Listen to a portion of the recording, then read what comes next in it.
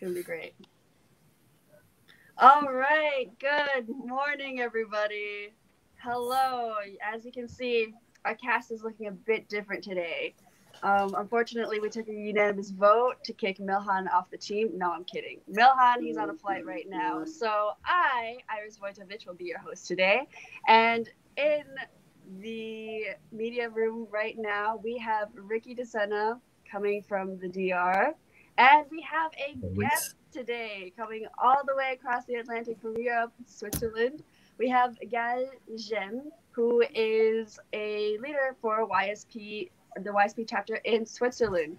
So yeah, welcome to our new guest. Hello, good morning, everybody. Once again, I'm your host, Iris, and it's great to see you all today. So we have some very interesting stories coming up and great discussions. So as we always do, let's kick it off with what Ricky has to share of what's going on in the UN-related news. Thank you, Iris. And yeah, for this week, I kind of wanted to build on something we talked about a couple months ago. It's been a while, but Lebanon. So last time we talked about Lebanon and the bombing in Beirut and what that meant, for the country and what it did to the population there. So now we're gonna bring it back, or maybe like put a more positive spin on it, because what we're seeing now is youth.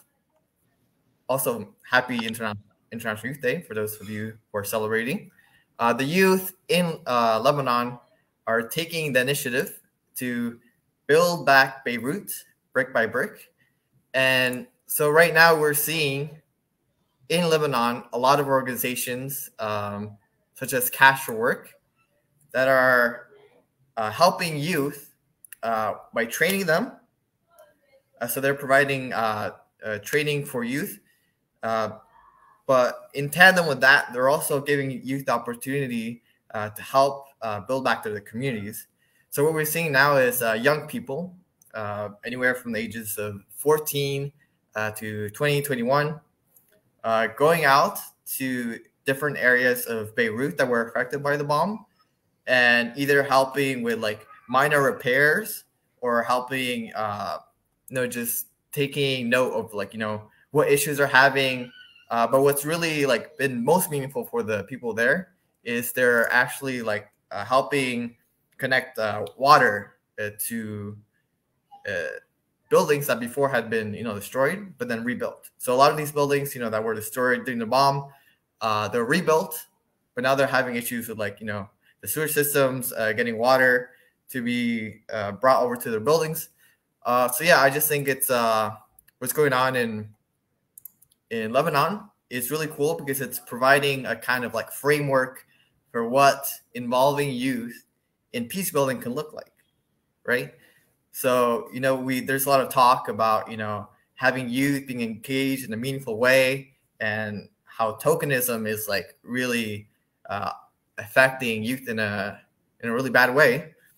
So I think Lebanon is doing like a really great job of implementing their youth in a way where like they're helping the youth gain skills that can help them in the future with job security and stuff like that. But they're also showing that youth can be really powerful when like you bring them together for a cause. So I think it's really cool what's going on in Beirut and how they're using the youth over there to really make substantial change. Wow, that's incredible, actually, that this idea even came up in the first place, to involve youth in the rebuilding of their city. Wow. Do you know who exactly started this idea or how it came to be in the first place?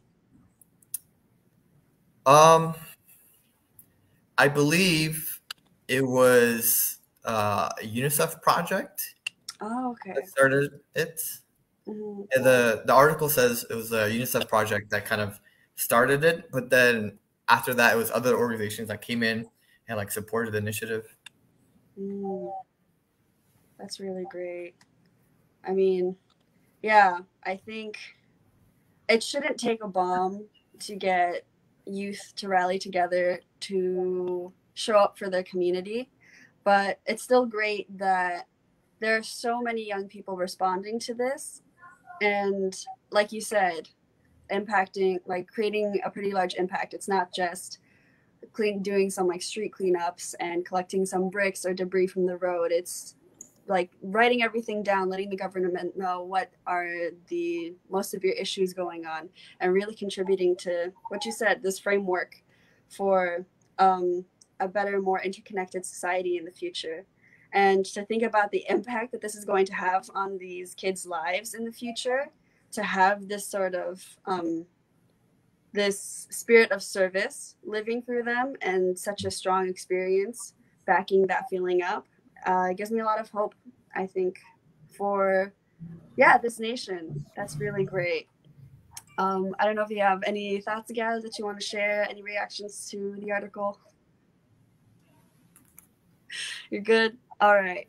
And in case I didn't say this at the beginning, this show is called Rise Up. So RISE is our acronym for responsibility, integrity, service, and empathy, with the goal to educate our audience on different stories that are happening in the world and rising up out of our ignorance, as Miilhan says, to be of service to the world and make this world a better place.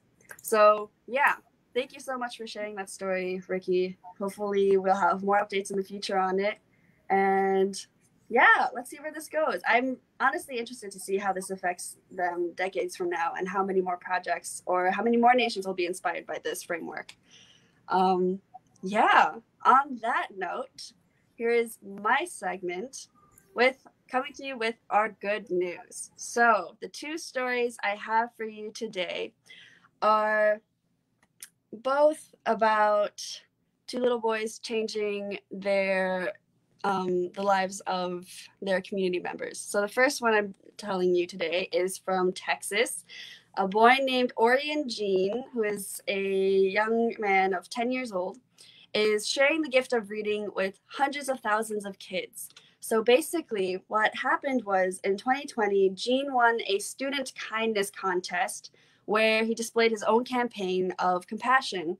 And with the prize money, he decided to start a campaign to collect books, 500,000 total, to send to children who don't have books.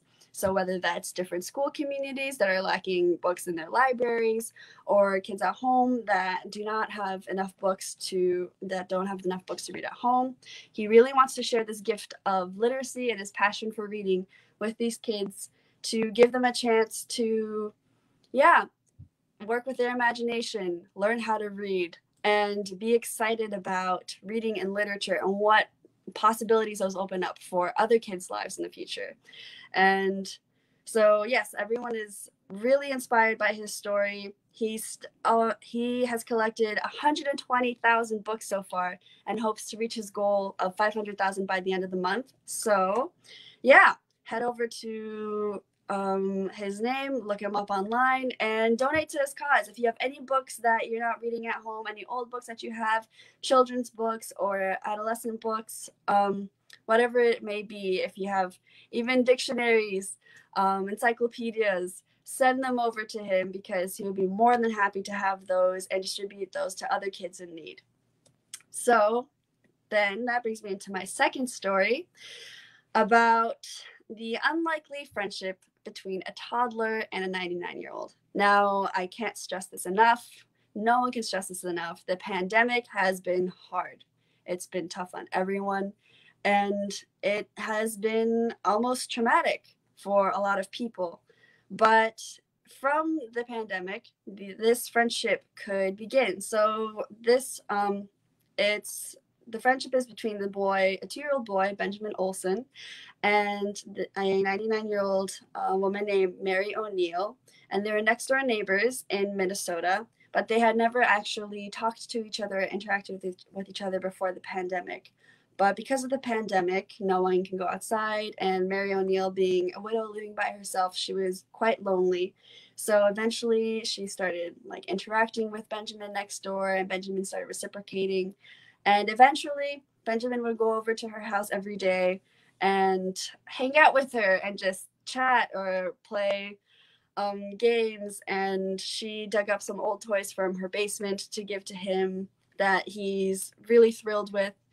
And Mary O'Neill says that if it wasn't for Benjamin, the pandemic would have been so much harder to endure, and that she's incredibly blessed to have Benjamin in her life. So let this be a lesson that it's good to be nice to people and to invest in relationships with those around you. It could be as even with your next door neighbors. I'm personally not friends with a lot of my neighbors in my apartment building, so this story inspires me to go out and, I don't know, do something nice for them, or just say hi, be a little bit more compassionate and warm. And if you have that same opportunity, then go ahead and do that. What's the worst that can happen by striking up a new relationship with someone near to you? So again, as I always say every week with these stories, I hope they bring you hope, faith in our human race, that good things always happen, and that you can create good things too. You can create great change, and let good change start with you. There's nothing wrong with it. What could go wrong with doing a good action for somebody? And it'll always inspire another good action, no matter how big or how small. If you're collecting 500,000 books or you're just befriending a neighbor, it has good impact on someone. You don't have to change the world, but maybe you can change someone's world, as I've heard someone say recently. But yeah, so those are my two stories for you, and we'll bring it back to the studio. So I don't know, questions, comments? Yeah, well, I mean, first of all, thank you for those amazing stories as always, Iris. And yeah, I think, well, both of them stood out for different reasons. The second one you shared about the toddler and the 99-year-old woman reminded me the relationship we have with our neighbors. So we live in like kind of like an apartment thing, right? And we have like lady downstairs, so the landlord, and then one family to our left. And so recently, we had to go over to, me and my wife had to go over to their house so we can help them fix their internet because there's some internet issues. And like so it's really common here in the DR, just like start talking randomly. Just like it's really like warm, like the kind of relationships you have here. It's really common, just like strike up a conversation anywhere. And so we just go over there and we start talking, and then she has a little kid and she's talking about her kid. And then, we finish there and I think that's it, right? So we leave and I go back to our house and then we went on with our day. She comes back 3 days later and she's like, hey, my husband got me too many soaps and toothpaste. I don't need these here. You guys can have them. So yeah, neighbors are important. Relationship with your neighbors are important because they can give you free stuff. There you go. But then, sorry, just one more thing on the first story you shared, because Ashley, my wife, she grew up really poor, and one of the things she told me that she really appreciated growing up was books, and the fact that she could go to these book fairs where they were giving out free books, and she didn't care what book it was. Just the fact that she could read, the value of reading to some of these young kids is so important. And I think because we live in first world country, we see books everywhere. It's it's pretty easy to find a book and read it. You can even get it online nowadays. No, but for her and a lot of these kids in these impoverished neighborhoods, it's really, really valuable. And any opportunity that we can give them to read and accrue knowledge in any kind of way is, I think, one of the biggest ways, to support people in that kind of situation. Mm-hmm. Wow, that's really touching that you have personal examples for both of those stories. Yes. Oh my goodness. Thank you so much for sharing that. Wow, that's incredible to hear the impact of those relationships and those experiences. What about you, Gael? Any comments on these stories? On the stories, they were very interesting. I would say, just as a note, we can start with neighbor, but maybe also with family. I think one of the best way to start interact with people, because that's not so easy as we think, is interacting with family, because family will not judge you. You know, they will just listen, and you can practice, and then you can start to go to neighbors and being more also sure of yourself too, of what you being just starting a conversation or just starting something or giving something already to your family, and then see what's the result and see what the happiness of the face of the person who received, and then it's also a good motivation for continuing.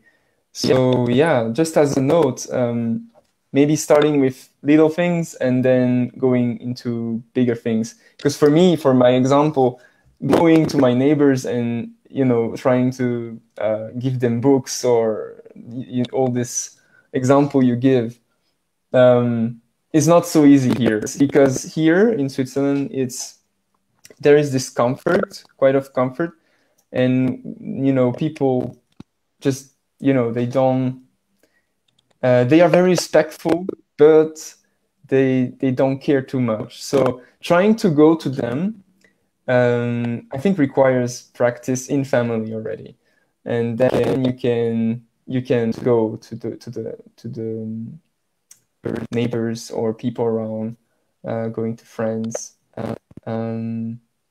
Yeah, that's for my part. Yeah, very very. I mean, I could take also ideas for me to also try to invest and invest time for my neighbors too. I mean, what I do when I go out and I see them in playing the garden with their children, or I don't know, I try to talk to them and just invest my time already to just saying hello and how are you doing, what are you up to, what's the news, but it's maybe not enough, and but starting with this, then to do more. That's my idea, my goal. And now that I heard those two stories, I have more ideas to invest in the future. So yeah, thanks. That's my part. Oh, thank you for sharing that. Yeah, there is a bit of a cultural difference between American warmth and like Dominican heart and the Swiss just attitude of just respect but space. So yeah, those boundaries are very interesting and important to keep in mind. Cool. Well, thank you for sharing that, you guys. Yeah. So let this be a sign to all of you out there, whether you're 99 years old or 10 years old or 2, you're all capable of doing good things for other people. But yeah, on that note, so yes, we have Gael here as our special guest, not just to sit there and look pretty and fill the screen. He is from Switzerland, and he is the leader or a contributor for the YSP chapter in Switzerland. And they've been up to a few different events, actually, doing a couple different things and have been quite active. So as a chance to give you guys exposure on just how international our YSP community is, as well as hear directly from their chapter, here is Gael. So what's been happening in YSP Switzerland lately, or YSP Europe? What's been going on? Yeah, so first of all, I'm just very happy to be here and share a bit of Switzerland into your life. Just not in the news or just news in the TV, but now a bit of news from Switzerland like this. Yeah, so what we have been doing, the latest event we done was on the International Youth Day, which is today, but we done a piece in related to this, and it was on the 7th of August because we couldn't do day. But the idea behind it was to reconnect with people having conversations, just sharing moments in the nature. We went in Lauterbrunnen. Maybe someone's can know this place. It's very beautiful in Switzerland. A lot of mountains. I've been saying to that nature is like taking all the place, and you're like the intruders inside of this nature. So it was like really to people, but also to nature, because sometimes we forget that nature can be also person to we can talk to.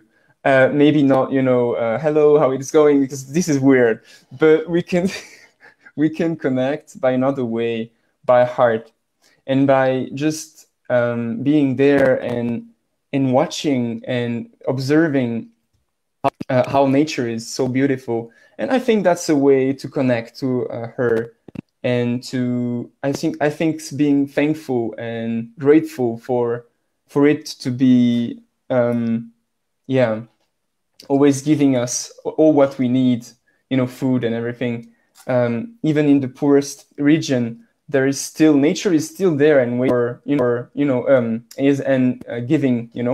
So now, just to say that we had this peace hike event. It was also the idea was also to reconnect after all this time where we were locked down with this period of COVID that we all lived, and it's not easy for everyone. And we made different online events, which I will say in 2 minutes. But it was always online, so we had sessions, we could discuss, we could hear some speakers, but it was not with the same approach. So that was breaking this approach of being online to just do something completely different, a hike in the mountains. And that was great. It was a really nice day. We were quite a lot of people, not just young member. We were very free, so we invited also older people. It could be like fathers and mothers, different people. So it was very, very good to interact with them. And then that brings me to the YSP online event that we done on the 19th of June. We done an event that is called Diversity in One Culture of Heart, and we invited 2 speakers to talk. That's what we have been doing with our event, to invite speakers, because we think giving a bit of more of involvement, really, some people that know what they are talking about, and we invited one person that was working with it's not strangers, sorry, I forgot the name, is some people that are not in the same country. They live in a different country, and they come in Switzerland, and they are a bit, they don't know where to go, so they go to that place. And this person who was speaking about his experience, her experience, sorry, she said about how interacting with those people is sometimes a bit hard, or when they got fighting, because cultural difference, that's something also. So like she expressed how and different experience that she had with those people, trying to calm down when they were a bit of troubles, but also when good moments, talking with them, or just helping them, really support them. And the purpose of it was to one culture of heart. What does that mean? Is that whatever culture, whatever religion, whatever beliefs, whatever you still are a human being, and we we can all have, you know, this heart for people, and have this receive and giving and receive relation them. Yeah, and the second speaker we had was one that is coach, exactly, family coach. So she explained her experience working with families and trying to bring peace in some families, bring peace between people, trying to also, you know, give them tips on how to communicate, because sometimes it's hard. You know, you want to say something, the other one to say something, and then it has a fight. And just, you know, to listen first, you know, listen and then try to speak after, having this kind, you know. That was so our event, diversity event in One Culture of Heart. Yeah, we done different other events, but what I just wanted to say is, in Switzerland, what we try to we emphasize more is character. And so events are more into the character event discussions, and yeah, we are trying also to implement more cleaning a bit, trying to yeah, like cleaning the streets, or trying to put those kind of activities and make people involved in activities too.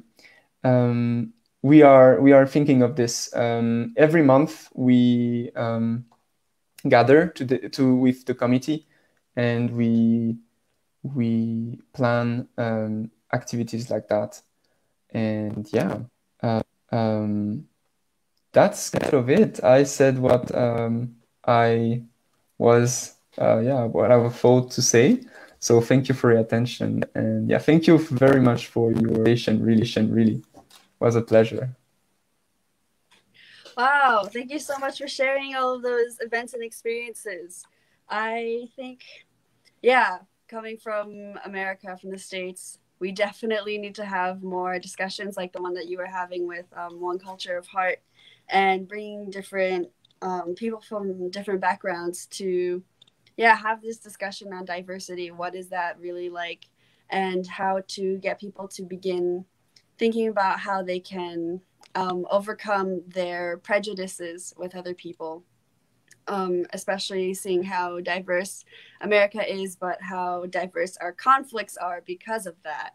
So to open up the stage for more conversations like those that you're having in Switzerland, I think, yeah, our YSP chapter could definitely do with some discussions like that. And your peace hike was also really, that's a really original idea, to have this theme of like reconnecting through not just reconnecting with your community, but with nature, because how we've all been separated from each other and from nature, the outdoors, because of the pandemic. That's a really original take on how to celebrate Youth Day. So we should definitely learn from YSP Switzerland's example. So yeah, thank you for sharing that. What about you, Ricky? Thoughts, comments?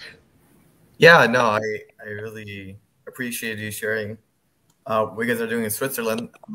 I thought the idea of the hike was really cool because I really love nature, and it's like one of the ways, you know, I can connect to God the most. And yeah, also I thought it was interesting because also here in the DR, once a year we always go hiking. It's like a 4-day hike, like the shortest one here. And it's interesting. I don't know how if you guys need to prepare for your hike, but over here we need to like spend like a month before the hike to actually like go running and work up our stamina, because it's actually like really difficult to do on the hikes. Yeah, I'm wondering if like you guys did any kind of preparation, because yeah, over here it's definitely like a big deal. Definitely good shoes, like weather clothes also to, you know, car Yeah, when there is rain or sun cream or things like that, we have to prepare. Yeah, of course, a good bottle of water, water too, and would take to recover some energy. It was a tough one too, but it was not tough the whole time. Yeah. Yeah, no, I was looking at you said the place is Lauterbrunnen? Mhm. Yeah, I was looking at the hiking areas. It looked really, really nice. I'm wondering, like, maybe I should go with you guys next time. Oh yeah. Yeah, With this should be an pleasure. international event, an annual Yeah. international event. Everybody go to Switzerland for International Youth Day to go on this peace hike. Oh wow, what a damn idea! Wow, nice. All right. Well, you heard it here first, folks. Next year, July 12th, on August 12th, for International Youth Day, we're all meeting up in Switzerland for a peace hike. There we go. All right. Well, any final comments before we close out? All right. Well, it was great having you guys here. Thank you again, Gael, for coming on and sharing with us what's going on in your YSP chapter. We're certainly inspired, and hopefully we can apply the same things over in our different chapters here in the States and in the DR. But yeah, thank you to everybody who joined us today. Again, we are here every Thursday at 10 a.m. Eastern Standard Time. And yeah, always feel free to come by to have a chat, listen to our stories, and get inspired on how to get your community to be involved with YSP, start a service project. Let us know what's going on in your community too, so that we can share those stories too. And yeah, once again, thank you for joining, and we will see you guys next week. Goodbye. Bye. Bye bye.